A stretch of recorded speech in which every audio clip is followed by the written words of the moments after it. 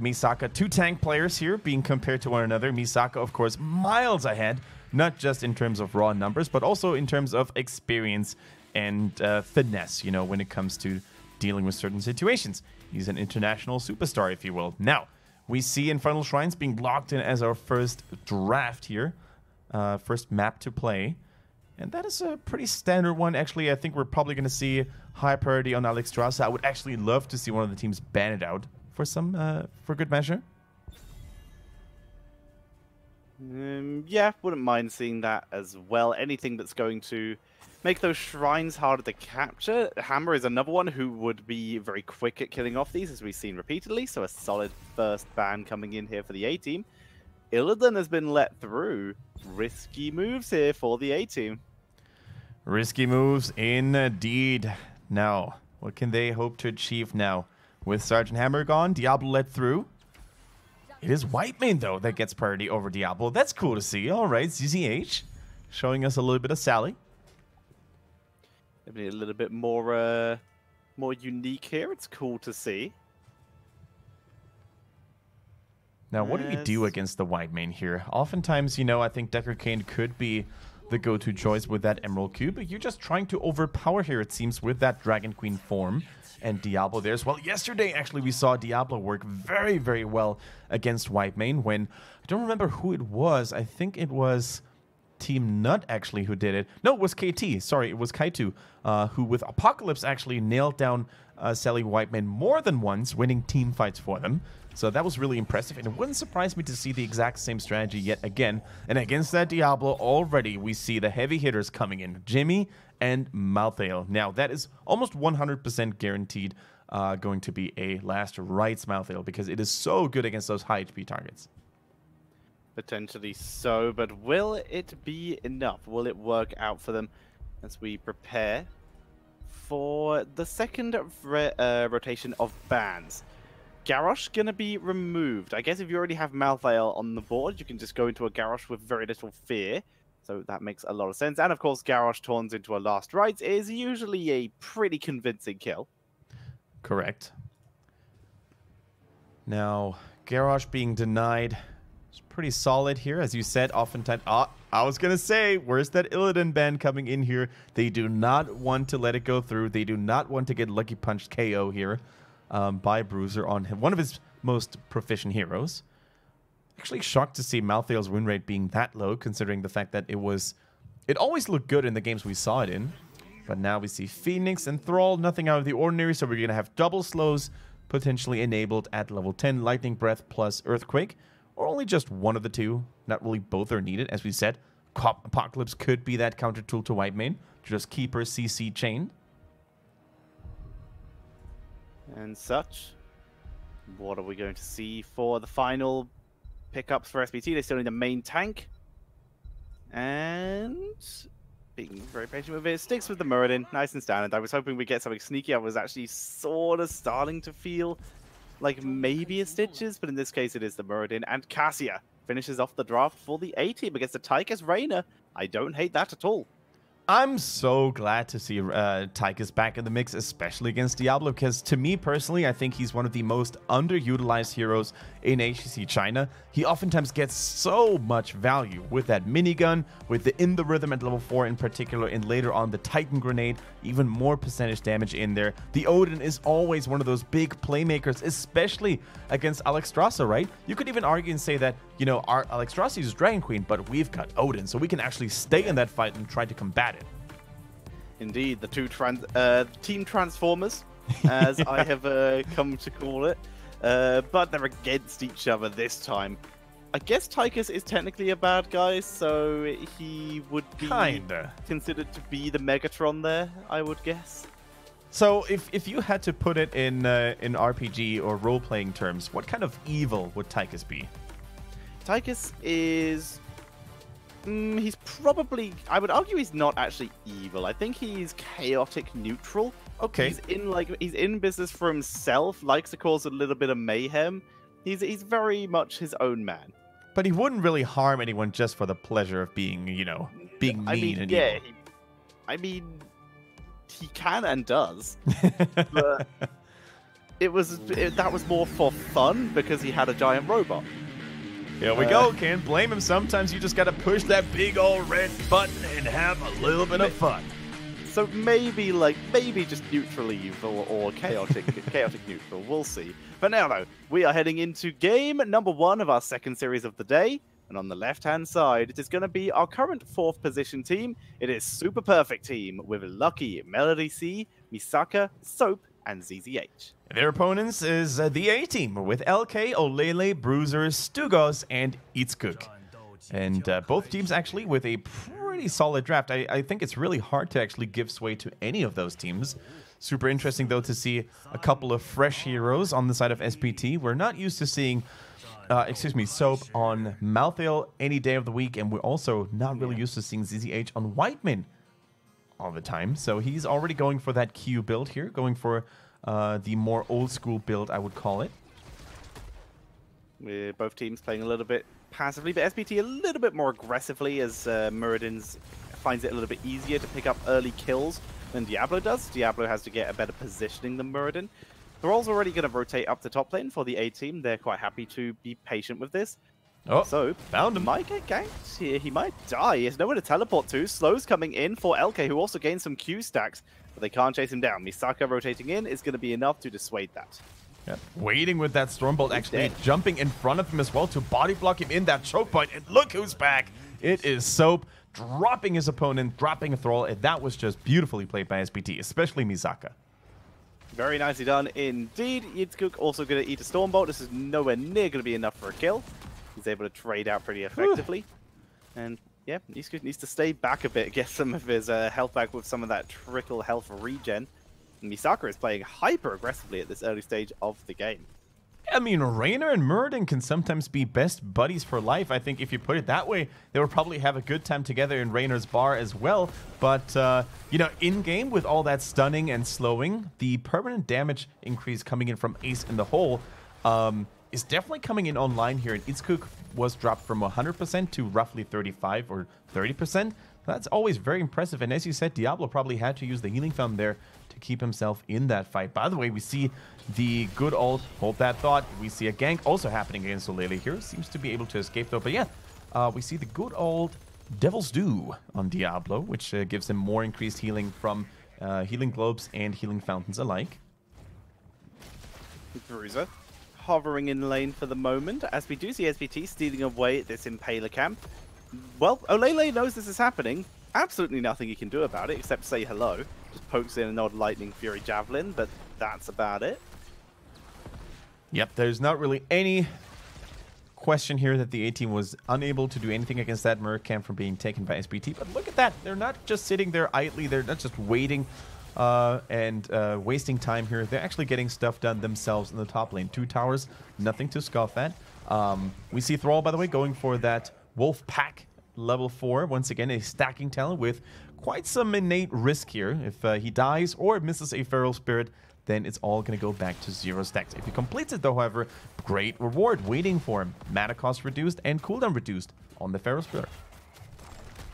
And it is Soap going to port back to base, so he is full health in time for the next objective.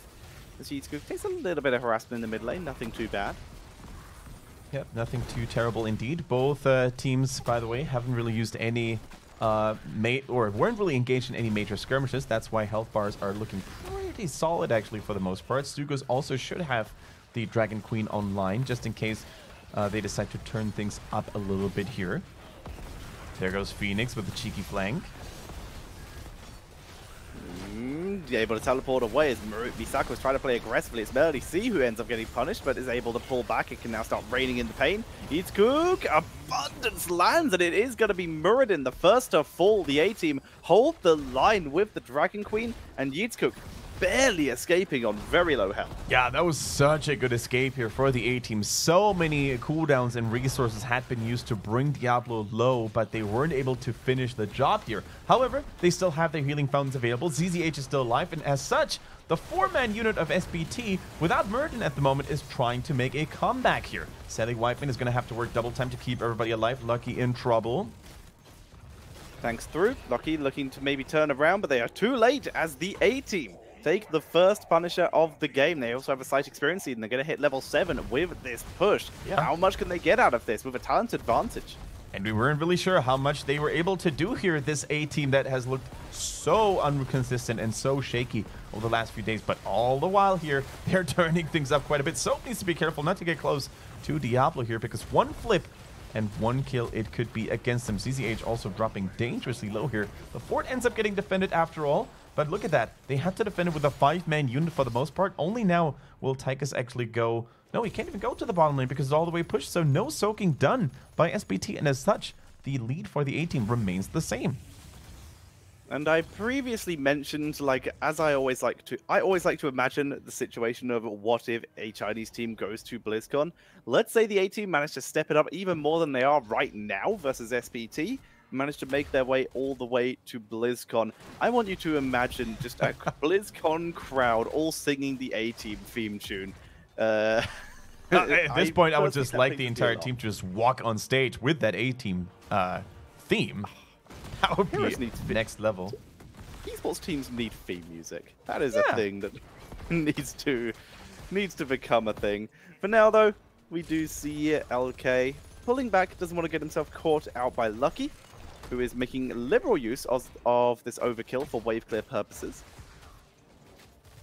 The question is, can the A-Team actually keep up the pressure here? Because I think at level 10, they're going to have to face some fierce opposition here. Raynor is going to get his Banshee, most likely. We're going to see Tychus with Odin. That's going to be a major power spike for him. Malthael as well with additional kill potential against Eastcook. If that fight had basically taken place after level 10, Diablo would have not been able to escape, because that last rites would have certainly executed him. So don't count out the SPT just yet.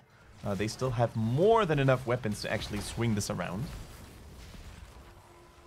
The next Punisher, next Shrine, will be preparing quite soon. The question is, how much XP can the A-Team get in the meantime? Running for that level 10 is the main objectives, which is why they're doing the double soak.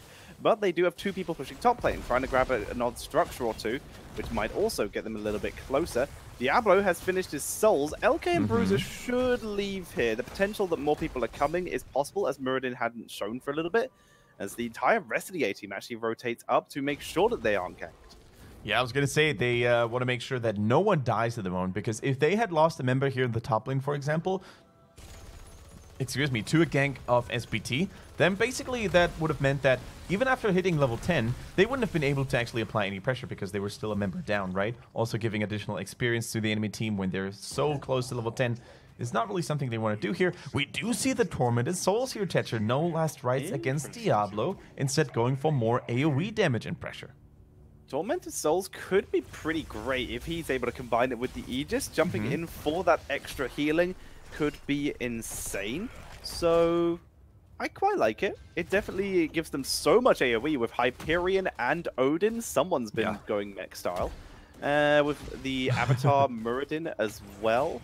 Another Transformer, by the way. Completely forgot about that. As we see Misaka moving into position. Yeah, Misaka trying to find out the engagement angle from the A-Team, right? Trying to find that Diablo. This time he also wants to keep Phoenix at bay here as well. Now, staying close to walls at this point is very dangerous. With that Apocalypse, we talked about it, so especially Whitemane is going to have to keep her safe alive here. But we talk about it, and ZZH is not able to do exactly that.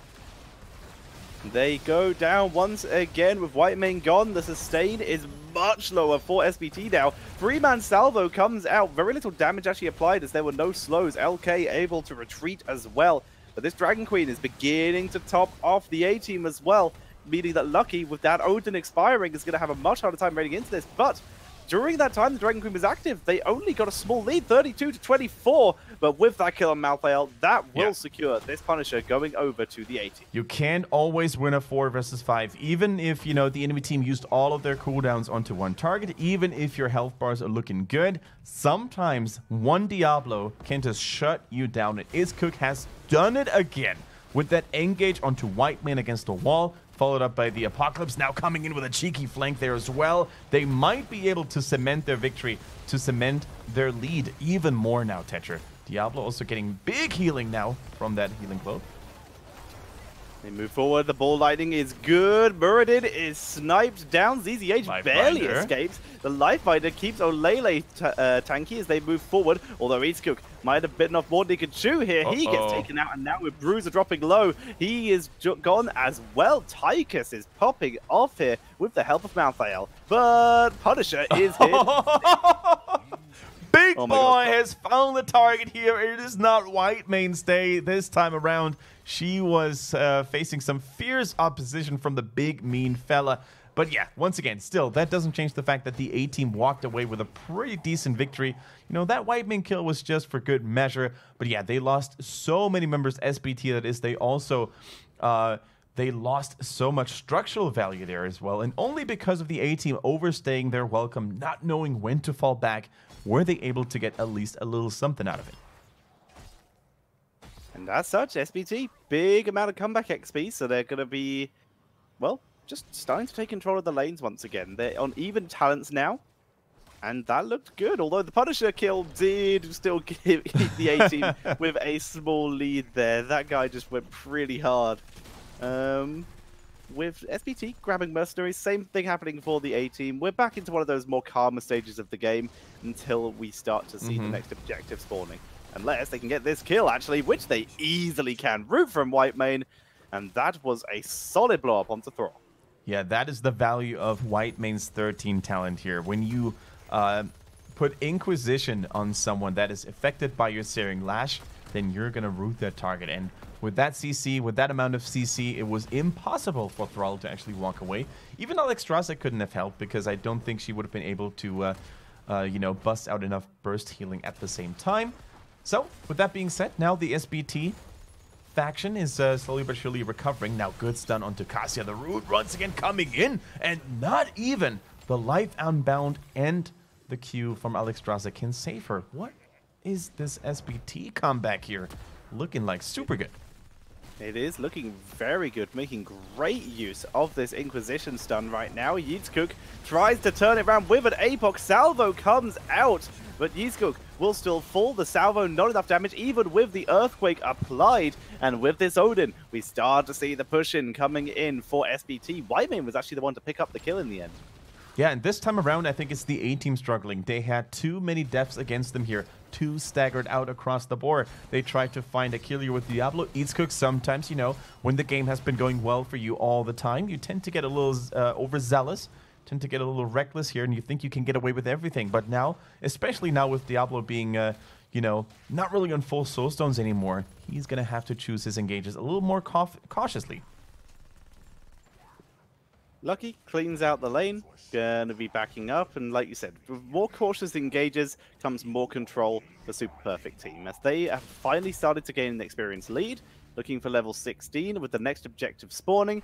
This is the perfect comeback opportunity. We see a lot of pings, but they are too late, Kendrick. They're too late indeed. By the way, we just saw it on the left-hand side here. A nice talent now completed for Alexstrasza. The Circle of Life is now going to spawn a health globe every single time the abundance goes down. And guess who's going to be very happy about that? Yeetskook. With that Devil Steward level 1, he's going to get a massive amount of mana and health regeneration every time an abundance goes down. However, they still need to be careful not to overextend their engage here yet again. Diablo actually being the one burnt down. My Thunder is good though.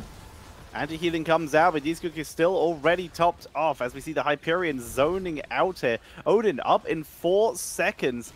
Tormented Souls already used though, and everyone from the A-team surviving. That is a big damage output already removed. LK though being dove on. Alexstrasza nowhere near him, but Earthquake Apocalypse is good. See you later, Whitemane. Now they're looking for Malthael, who's trying to teleport away. Gets a cheeky escape, but a root coming in from Bruiser, but a knockback from Raider is able to save the day as Olele is getting focused down. The double Terran backline is unleashing hell onto their opponents right now. They get 1, they get 2 there as well, and even Yeetskook on that Diablo is not safe anymore. He gets body blocked for good measure by Soap as well. The percentage damage is just absolutely shredding through the tankiness of Diablo right now. Tychus and Malthael, you can never stay safe. You can never expect your guard to actually keep you protected against that. They put a lot of focus onto Malthael, but he was able to tank through it. Great sustain coming in here, and as such, that allowed them to get that turnaround play. Nicely done, and as such, SPT are going to begin pushing in with their Punisher. But I think already, Tetcher, we have found a really nice way of dealing with Whitemane. those Diablo engages with Apocalypse, although the A-team seems to struggle more and more in those team fights to actually keep their members alive.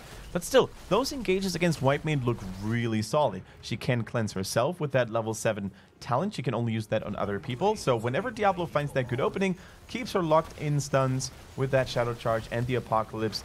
That certainly seems to be a method for other teams to copy as well when they end up facing Whitemane. Punisher puts pressure onto Thrall, but Bruiser tanks through it effectively. They begin to burn down the Punisher as fast as they can. Hyperion being used here with already killing off the Fountain. That means the Yamato cannons go onto the keep as they begin focusing that down. Punisher once again dies, this time onto a Lele though, as Lifebinder has to be used. Salvo is good though, big damage output, and that's going to be a blow up onto Muradin. Muradin is no more. That means the main frontliner is gone. It looks like Diablo is not done just yet. He's trying to go after Whitemane again, but this time around CCH remains alive, and that is super important for them. Can they actually, retreat as a unit now? CCH needs to keep on running. He doesn't have time right now to turn back and help allies in need. He needs to take care of his own life for now. Soap also, does he have the Unstoppable ready? Use it right now.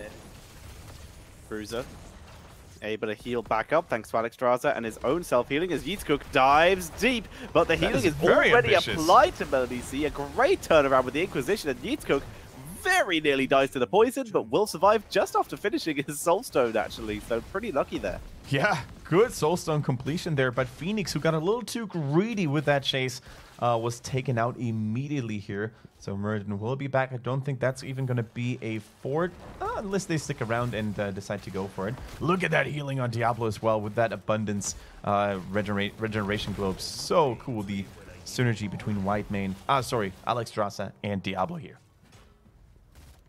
With that fort taken down. Cassia. Yeah, nice route with Inquisition. Is the Lifebinder enough? Yes, it is. See ya later, ZZH, and the A-team turn it on. They even find Raider off to the side. Bruiser even with some clutch body blocks, and that is a double kill coming in for the A-team, who once again are in control. Man, Tetra, that Lifebinder baited so hard. Cassia is a tanky target to burst down sometimes, especially when she gets her trade physical armor popping off here. So the CC effects were not long enough actually to keep her frozen in place. The Lifebender was used just in time there by Stugos, who's playing an amazing game on Alexstrasza here, by the way. And now these stats are starting to become a little bit of a problem here for SPT, because look at that. Fallen Shaman Camp being stolen away, pushing all the way down here on those towers. They're gone. And that keep might actually fall now, Tetra, because of SPT not knowing their limits. Might indeed, and as such, SPT having to burn the Odin for the defensive purposes. Yeatscook dives onto Muradin here, trying to focus him down. Earthquake is dropped. Salvo gets the scan. Tick of Earthquake gets a little bit of bonus damage, but they tanked through. They're tanking it through, and the objective was secured. SPT now with their first keep falling, making it an even trade basically in the top lane now. It's going to be catapults versus catapults.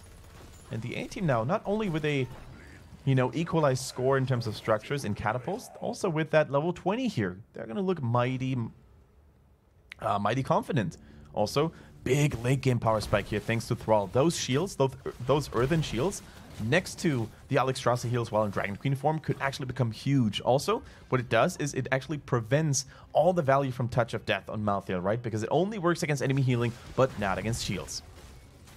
We begin to move forward, the A-team. Looking for their opportunity, but we see a good focus again.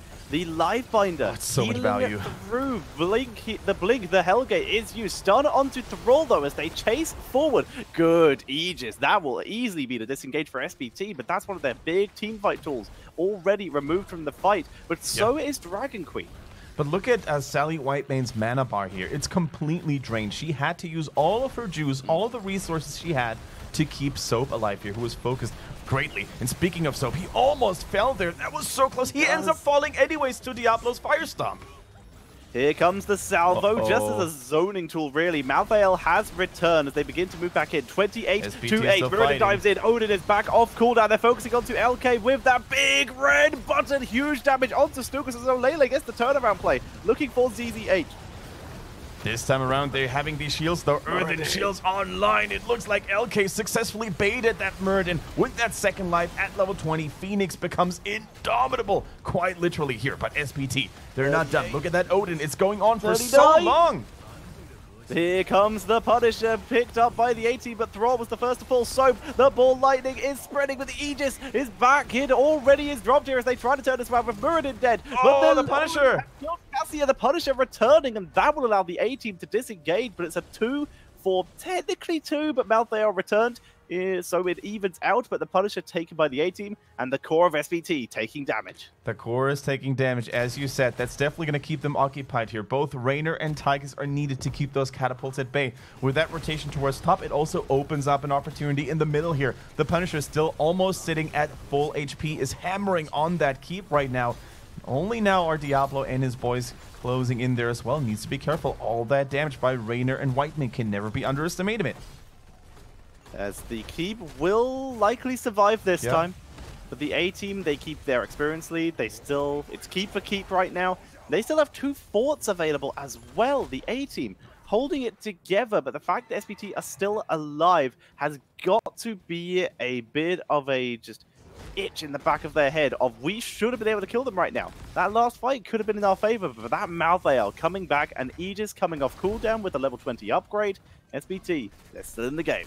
Yeah, that was actually incredible here by SPT, that they were able to defend this middle keep, that they were able to stabilize and not lose the game just like that. However, let's not get it mistaken. The A-Team still with a pretty sizable lead here, actually. All they need is one more team fight, right? They need a good team fight. Malthael probably won't have his level 20 up on cooldown, off cooldown. Again, they... you know, if they find that opening on Whitemane, for example, like they have done so many times in the past already, they can really capitalize on that and try to march all the way to the core. Eatskook, very brave, very reckless almost. Drain onto Bruiser, Salvo coming out. Actually, no, that was not Salvo. Sorry, it was just interrupted by Muradin. It's LK being forced to teleport away once again. Big red button, huge damage onto Eatskook, who is gonna get the life binder. But that leaves Bruiser and LK in danger. Oh, it's back! LK as he's able to pull back as the stun from Muradin does not land. Big red button onto Stukos, who's tanking through it. LK sieged as much damage as he could onto the backline. It's gonna be Malthael the first to fall. Sorry, not Malthael. It's gonna be Raynor the first to fall. Stay away from those walls when you're facing Eatskook, who's on an absolute tear right now. He's trying to go for more kills here. Can he find them, though? Diablo gets caught by the teleport as well, but he stays alive for now, but not long enough. Now, can they turn it around? Percentage damage is still there against Diablo, but look at those health bars, Tetcher. They just refuse to go down with Stukos, keeping everybody alive. It's a 3 versus 5 in favor of the A-Team. They actually take the time to go through the keep instead of around it as they move on to Malthael, who's tanking through this. Tormented Soul's up in 18 seconds. He just needs to tank as best he can, but he goes down. Ball lightning. He's back. Looking at Malthael just immediately revives so that he can be here for this defense, making use of his double life to dissuade the push of the A-Team. Wow, SPT has done it. They have thwarted the onslaught of the A-Team here. Not enough catapults there yet to pressure the core again. And, you know, the A-Team, when they're so close to winning the game, they're like, okay, let's not throw it. We got what we wanted. We got another keep here as well. In the long run, we can just wait for catapult pressure, especially in the bottom position, which right now is actually the best possible location for the A-Team, right? 2 lanes are going to get pressured on the side of SPT. Top lane, middle lane eventually there as well. And honestly, with those Shrine fights, they've looked so strong. Dragon Queen could be back. Indomitable Spirit could also be back, and those are the 2 most important cooldowns right now, I feel, for them. Well then, Lucky cleans out the lanes because this is important now. With 2 keeps down, it is even more important than ever that SPT stay on top of their experience game. And as such, clear out catapults. With the Fallen Shaman pushing in the top lane, SPT need to invade fast, and they need to win fast. As you see, Odin popped before they even arrive. Now moving in with the big red button. Good damage onto Eatskook, but he's tanking through as the Earthquake comes out. They're all not out of range of the salvo, but they're out of range of the slow, so Melody C tanks through it. I mean, that Earthquake right now at level 20 is giving them so much value. The shields, the slows for Phoenix as well. It looks amazing. Eatskook all over the place right now with a double charge. LK very low, life binder once again on Eatskook, who is tanking through this. Look at him take, look how little damage he takes from the big red button. tanking through it. Misaka has to burn the Avatar. Good knockback from Raider, giving Misaka the freedom as they turn around onto Diablo to try and burn through him. It's 35 to 26, but the core of SPT is under assault. They win the objective, but they have to leave. They have to escape this as the apocalypse comes down. They move forward looking for Lucky. He's trying to find the escape room but gets taken out. Now Misaka on the run. ZZH also is dropping low as LK chases him down. We need that Stormbolt to keep him alive. No, they're going to skip him and run straight for the core here with catapults. That's it, already taking the core down to 40%, and that is going to be game just from the Wynyards alone. And that is game number 1 going over to the A-team. 4 catapults were pounding on that core consistently. And the A-team, as you said, they didn't even have to win this team fight. All they needed to do was prevent the SPT from just teleporting back to base to defend their core. And from start to finish, man, I don't know what's going on today, whether it's, underdog day or whatever, but our, quote-unquote, small fish in the pond, like RPG, the A-team, they just take down the alt guard. They take down the big names in the league right now. Yeah, they're wrecking. They're doing a fantastic job right now. And as such, the A-team sit at a 1-0 against Super Perfect Team.